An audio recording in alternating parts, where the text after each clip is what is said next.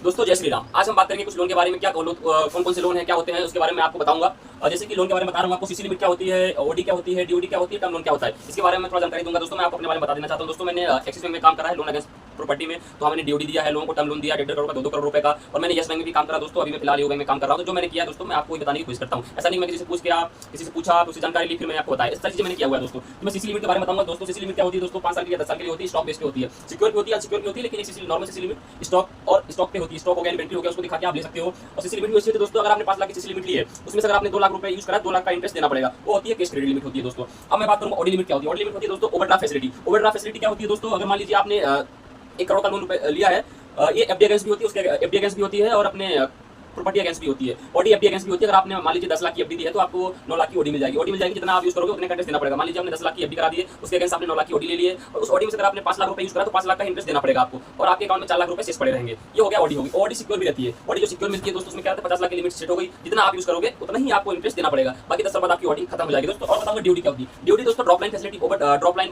Facility होती है, drop line overdraft facility होती है, जो कि ये मंथली ईएमआई की तरह जाती है, ईयरली होती है। ईयरली क्या होती है दोस्तों, मान लो अगर आपने 1 करोड़ रुपए का लोन लिया तो उसमें से क्या होता है 10 साल के लिए सेट हो गई है दोस्तों, उसमें 10 लाख रुपए हर साल कमता जाएगा, उसी अमाउंट से कटता जाएगा, फिर जाके वो इंड 10 साल में पूरा ओडी आपको खत्म हो जाएगी। और जितना आप इंटरेस्ट लिया, जितना आप उसमें निकालोगे उतने आपको ब्याज भरना पड़ेगा दोस्तों। अगर आपने मान लीजिए 1 करोड़ की ओडी ली, पूरा अगर ओडी आपने यूज कर लिया है दोस्तों, तो आपको फिर 10 लाख रुपए उसमें हर साल भरना पड़ेगा, या फिर मंथली जो डीओडी रहती है ईयरली वाली, उसमें आपको 10 लाख रुपए मंथली भरना पड़ेगा अगर आपने पूरा यूज कर लिया तो। दोस्तों ध्यान रखना, आपको इंटरेस्ट अलग भरना पड़ेगा उसका और प्रिंसिपल अलग भरना पड़ेगा। मान लीजिए अगर आपने पूरा यूज कर लिया तो आपको प्रिंसिपल अमाउंट अलग डालना पड़ेगा, और 1 करोड़ का जो इंटरेस्ट आएगा वो अलग डालना पड़ेगा दोस्तों। ये मंथली भी होती है और ईयरली भी होती है। ईयरली मैंने आपको बता दिया, मंथली ऐसे होती है दोस्तों। मान लीजिए आपने 1 करोड़ की डीओडी ली है, तो उसमें क्या होता है दोस्तों कि मंथली वाले में क्या होता है, अगर आपने 1 साल का टोटल 10 लाख रुपए होगा, तो 10 लाख को अगर आप डिवाइड कर दोगे दोस्तों 1 साल में 12 महीने होते हैं, 12 महीने, तो 12 में जो बचेगा उसका 1 लाख रुपए जो भी होगा, 1,10,000 रुपए आपका मंथली करता रहेगा, जाके धीरे धीरे हर महीना कटेगा। अगर 10 साल के लिए होगा तो आप कम से कम उसमें करते रहेगा, हर महीने करता रहेगा, फिर 10 साल में जाके आपकी ड्यूटी खत्म हो जाएगी। और दोस्तों टर्म लोन ये होता है कि आपको अगर मान लीजिए आपने 50 लाख रुपए का लोन लिया है, तो आपका ईएमआई प्लस इंटरेस्ट मिला के आपकी ईएमआई हर महीने आएगी। जिस भी बैंक अकाउंट आप ईएमआई करने के लिए देंगे, आपको हर महीना वो इस अकाउंट में डालना पड़ेगा। जैसे मान लीजिए 50 लाख का आपने लिया तो उसकी ईएमआई सेट हो जाएगी,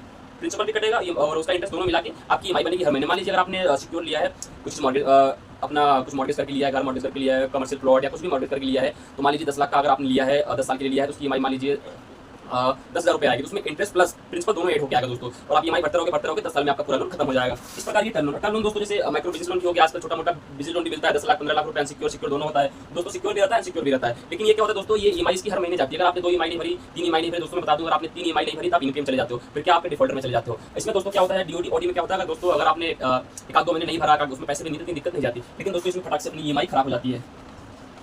ईएमआई का नहीं भरोगे इसमें लॉस हो जाता है दोस्तों। धन्यवाद दोस्तों।